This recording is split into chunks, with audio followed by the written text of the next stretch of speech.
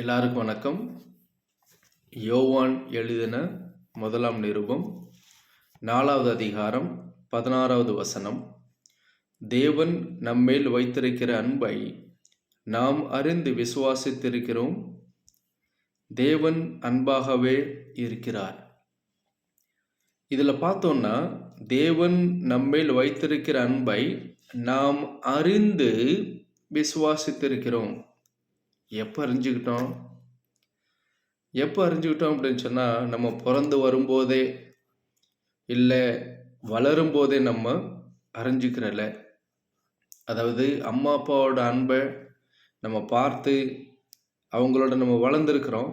அப்படி இருந்தாலும் தேவன் நம்மேல் வைத்திருக்கிற அன்பை நம்ம அப்போ அறியலை, எப்போவோ ஒரு நேரத்தில் நம்ம அறிஞ்சிருக்கிறோம் அப்படின்னு வசனத்தில் எழுதியிருக்குது. எப்போ அறிஞ்சிருக்கிறோம் அப்படின்னு சொன்னால், இயேசு கிறிஸ்து நம்மளை அவ்வளவா அன்பு கூர்ந்து எனக்காக நான் செஞ்ச பாவத்தை அவர் சுமந்து, எனக்காக அவர் மரித்து, எனக்காக அவர் அடக்கம் பண்ணப்பட்டு, எனக்காக அவர் கல்லறையிலிருந்து எழுந்திருச்சு ஜீவனுள்ள தேவனா இருக்கிறாரு. நான் பாவியா இருக்கும்போது கூட, தேவனுக்கு விரோதியா இருக்கும்போது கூட, பலனற்ற ஒரு மனுஷனா இருந்தபோது கூட, இயேசு கிறிஸ்து என்னை இவ்வளவு அன்பு கூர்ந்தாரா, எனக்காக இவ்வளவு ஒரு காரியத்தை செஞ்சாரா அப்படின்னு அறிஞ்சு, இயேசு கிறிஸ்து நீங்கள் தான் என்னோட ரட்சகர் அப்படின்னு நான் நம்புகிறேன். உங்களை விட்டால் வேறு வழி இல்லை, உங்களுக்குள்ளே தான் என்னோட பாவ மன்னிப்பு இருக்குது, நீங்கள் தான் என் பாவத்துக்காக மறிச்சிங்க, நீங்கள் தான் என்னோட மீட்பர் கர்த்தாவே அப்படின்னு நம்ம எப்போ நம்மளை தாழ்த்திக்கிட்டு தாழ்மையோட கர்த்தாவே என்னை மன்னிங்க அப்படின்னு சொல்லி நம்ம தேவனோட அன்பை அறிஞ்சு, நம்ம இயேசு கிறிஸ்து என்னோட மீட்பர் அப்படின்னு நம்ம விசுவாசிச்சோமோ, அப்போ தான் முதல்ல, அதாவது நம்மளோட வாழ்க்கையில் முதல் முறையாக தேவனோட அன்பை அறிஞ்சிருக்கிறோம் அப்படிங்கிறது அர்த்தம். அதுவரையும் தேவனுடைய அன்பை நம்ம அறிஞ்சிக்கிறல. ஏன் அது மாதிரி சொல்கிறேன் அப்படின்னு சொன்னால், அதாவது இந்த உலகத்தில் அன்பு இருக்குதுன்னு சொன்னேன், குடும்பத்தில் அன்பு இருக்குதுன்னு சொன்னேன். இந்த அன்பு எல்லாமே எப்படிப்பட்ட அன்பு அப்படின்னு சொல்கிறேன் பாருங்களேன். நிபந்தனையுள்ள அன்பு, நிபந்தனையுள்ள அன்பும், வரையறையுள்ள அன்பு, காலமுள்ள அன்பு, எல்லையுள்ள அன்பு.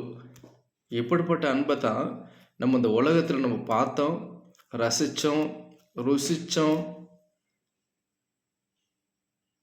சந்தோஷமாக இருந்தோம். என்னன்னு சொன்னேன், நிபந்தனையுள்ள அன்பு, நிபந்தனை இருக்குது.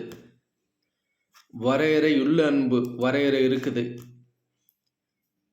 அதாவது அளவுள்ள அன்பு அப்படின்னு சொன்னேன். எல்லாத்துக்குமே அளவு இருக்குது. அது மாதிரி செய்யாதரா, செஞ்சனா இது மாதிரி ஆகும் அப்படின்னு சொல்லிட்டு நம்ம ஒரு அளவை கொண்டு வந்து எல்லாரோட வாழ்க்கையிலையும் நம்ம போடுறோம். அப்புறம் காலமுள்ள அன்பு, அதாவது காலம் இருக்குது. காலம் இருக்குது அப்படின்னு சொல்லும்போது, ஒரு மனுஷன் நம்மளை நிறைய அன்பு கூறாருன்னு வைங்களேன், அவர் எப்போ வரையும் நம்மளை அன்பு கூறுவார்?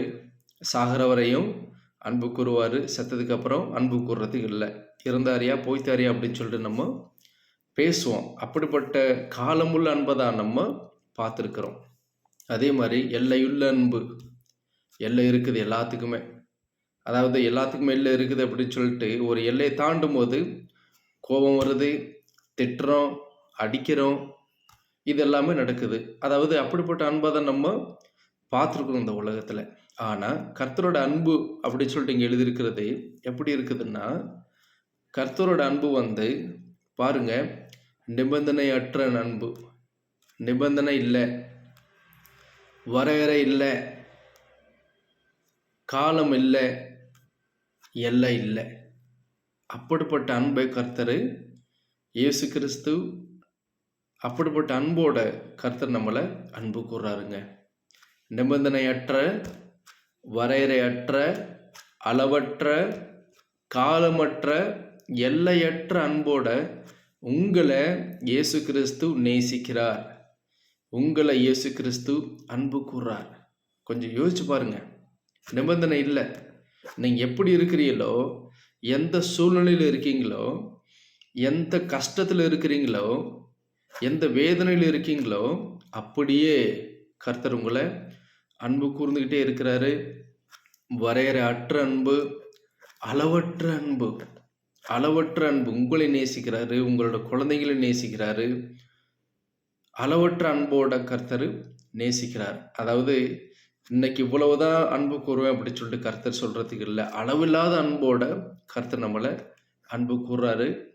காலமற்ற அன்பு, அதாவது அவர் நமக்காக மறிச்சாலும் அவர் சமாதியை விட்டு எழுந்திருச்சு. அவர் இப்போ நித்தியமாக வாழ்கிற தேவனாக வாழ்ந்துக்கிட்டு இருக்கிறார்.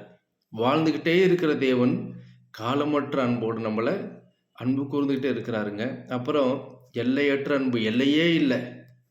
நம்ம எங்கே எந்த ஒரு மோசமான பாவத்தில் விழுந்து கிடந்தாலும் அப்போ கூட கர்த்தர் நம்மளை அன்பு கூர்ந்து நம்மளை அங்கிருந்து தூக்கி கழுவி முத்தம் கொடுத்து கட்டி பிடிச்சி அரவணைச்சு நம்மளை அவரோடு கூட்டிகிட்டு போகிறார். ஏன் அப்படி சொன்னால் அவர் எல்லையற்ற அன்பை நம்மளோட வாழ்க்கையில் கொண்டு இருக்கிறார். இன்னொன்று பாருங்களேன், நான் முடிக்கிறேன் இப்போ. அதாவது 18வது வசனத்தில், அன்பிலே பயமில்லை, பூரண அன்பு பயத்தை புறம்பே தள்ளும். பயமானது வேதனையுள்ளது, பயப்படுகிறவன் அன்பில் பூரணப்பட்டவன் அல்ல. அன்பிலே பயமில்லை. பாருங்களேன், நிறைய தடவை கர்த்தரினத்தின் அதாவது அடிப்பார், கொன்றுவார், சாபம் கொடுப்பாரு.